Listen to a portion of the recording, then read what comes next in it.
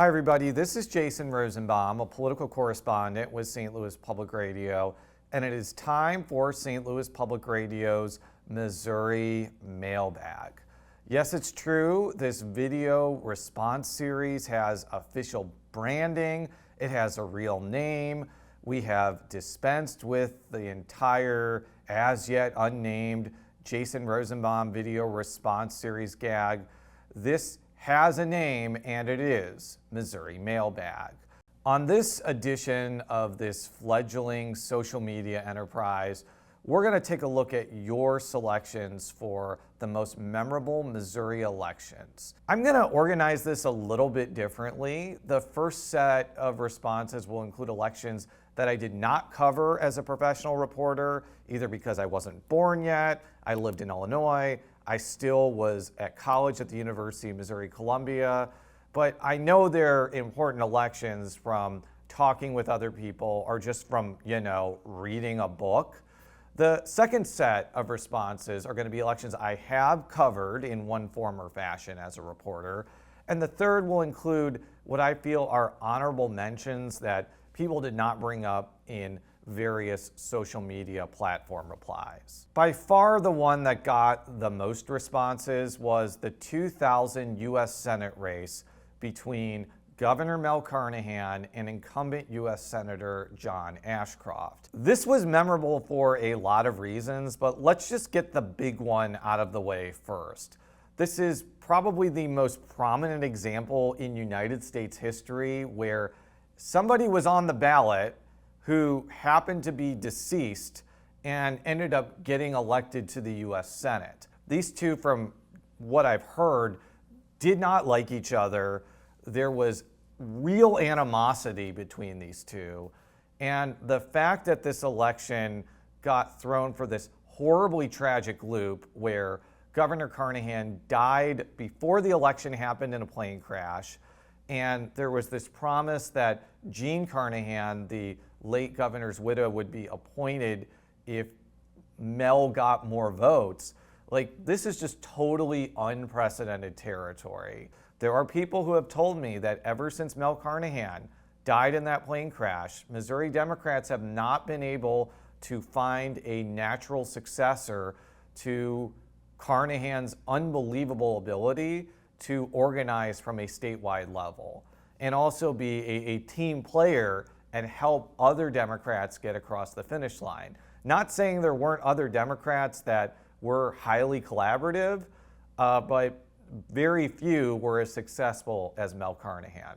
This is a race that I can only go by what other people have told me. I was not alive in 1976. I was -8 years old.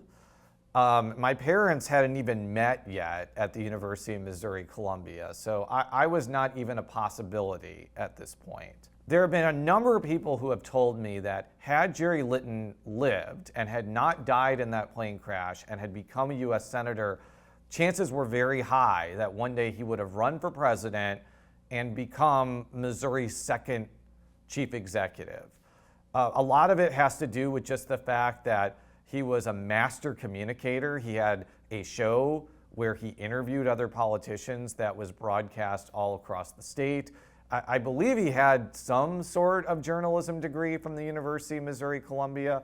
I'll have to double check that on Wikipedia and other reputable sites. Similar to 2000, this was a tragic situation that had sort of a butterfly effect for other contests throughout the years and decades to come. Now, this is one that I am so glad multiple people brought up to me, and that is the 2001 state Senate race in Missouri's 18th senatorial district.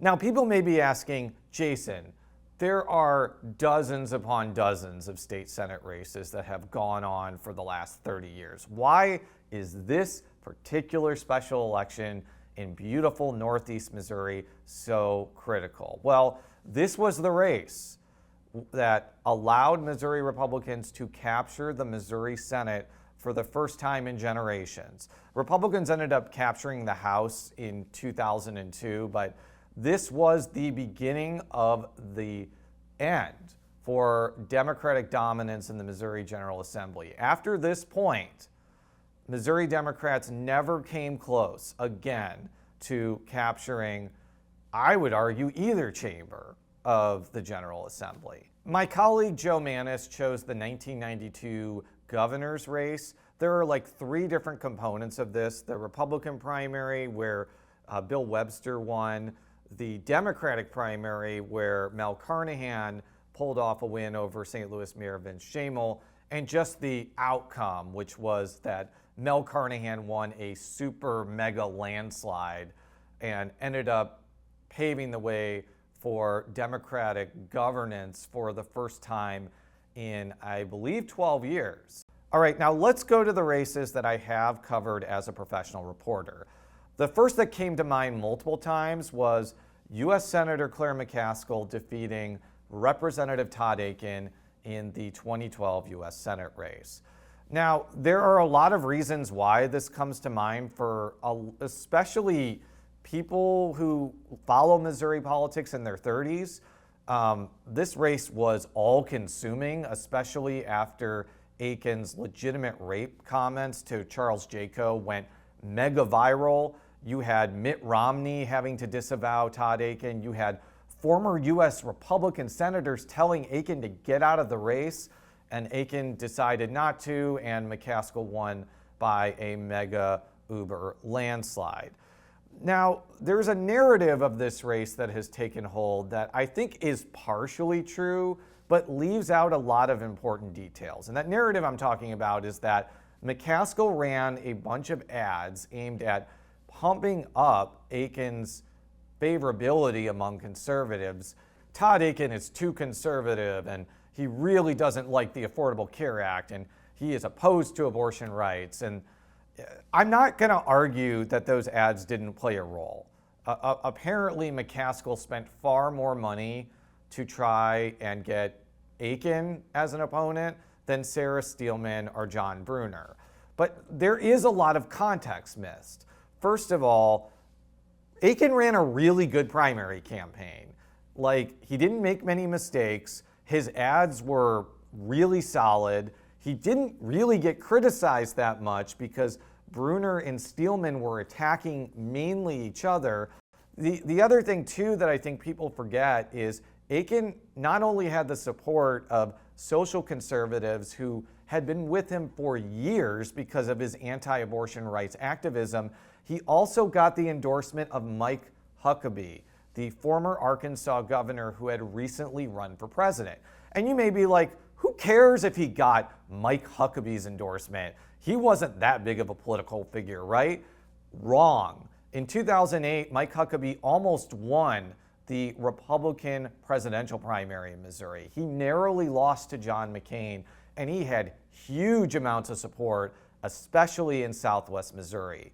Those two things, the Steelman and Brunner attacking each other and ignoring Akin, and the Huckabee endorsement, I think played arguably a bigger role than McCaskill's meddling in the primary. But it certainly did set a precedent that both Republicans and Democrats have continued, where they try to get who they feel is the weakest candidate to the general election. This is a really interesting response, and I agree with Reese that these elections were very significant. And I want to hone in particularly on the St. Louis County prosecutor's race. When Wesley Bell won by a huge margin over Bob McCullough, he kind of created a roadmap for countywide officials to win countywide races, and that's by running up the score in predominantly African-American North St. Louis County and winning big margins in the Central Corridor, which is, Richmond Heights, Brentwood, Maplewood, Clayton, etc. That's a pretty unbeatable coalition population-wise. And other people, including current St. Louis County Executive Sam Page, have been able to replicate that coalition in their countywide contests. I do think, though, the one thing we're going to be looking for in 2026 is whether that coalition completely fragments if an African-American candidate like State Senator Brian Williams or Councilwoman Shalonda Webb end up running against Page. I would say both of those candidates would likely get a large amount of African American support that Page got during his Democratic primary wins in 2020 and 2022. I do think Lance is correct that this really set Missouri on a pathway that would make it one of the biggest states for cannabis in the entire country. Without the passage of the medical marijuana initiative in 2018, you would have not had recreational marijuana in 2022. There needed to be some sort of foundation from both an electoral standpoint and a regulatory standpoint to get to a point and a critical mass where you could legalize marijuana for, again, adult use. Now, am I saying that either one of the marijuana initiatives were perfect or not controversial? Of course not. There are definitely people within the cannabis space who felt like the system that got created was too restrictive.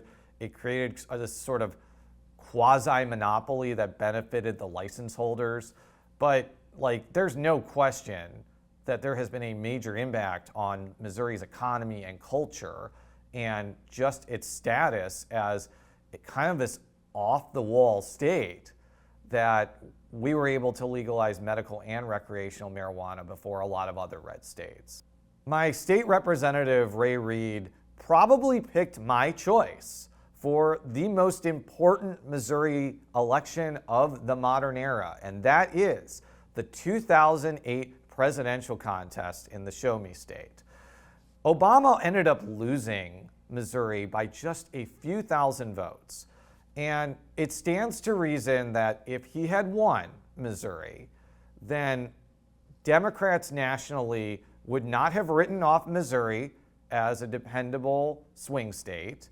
They would have kept investing money to try to win the state in 2012 and possibly even 2016. I don't think they would have won either one of those years, but they still would have invested money and resources. And it could stand to reason that Missouri Democrats may have been able to survive a little bit longer. Now, because rural Missouri just shifted so radically from being, in some points, nominally Democratic to being extremely Republican, maybe that shift would have happened anyways, but it certainly happened a lot faster when Democrats nationally wrote the state off from a presidential level. All right, now we're going to get to some honorable mentions that hold a special place in my heart. The first, and this is not going to be a surprise to many people, is the 2008 9th Congressional District race. I loved the 9th Congressional District race in 2008. I still keep in touch with a lot of the candidates who are in there. I'm like the biggest Brock Olivo fan there is because he was such a gracious and professional person in that contest. Hey, Mo 9 race is the only person with a participant who is in the Missouri Sports Hall of Fame. How about that? There are also two ballot initiatives in particular that I see as especially important. One was the 2006 stem cell initiative. The other was last year's initiative to legalize abortion. I think Amendment 3 from last year is going to have an impact on Missouri politics probably for the next 10 plus years. There's going to clearly be efforts to try to overturn it. You're going to see court decisions continue to chip away at Missouri's abortion restrictions. And this is going to be a fight that's probably going to be on the ballot box for some time. I think if Missourians reject efforts to repeal or replace Amendment 3, likely in 2026, it may be a while before there's another redo on this because there just may not be the critical mass or the desire to relitigate this issue every 2 years. So 2026 could be kind of the last stand of Missouri's anti-abortion rights activists to try to dislodge this from the Constitution.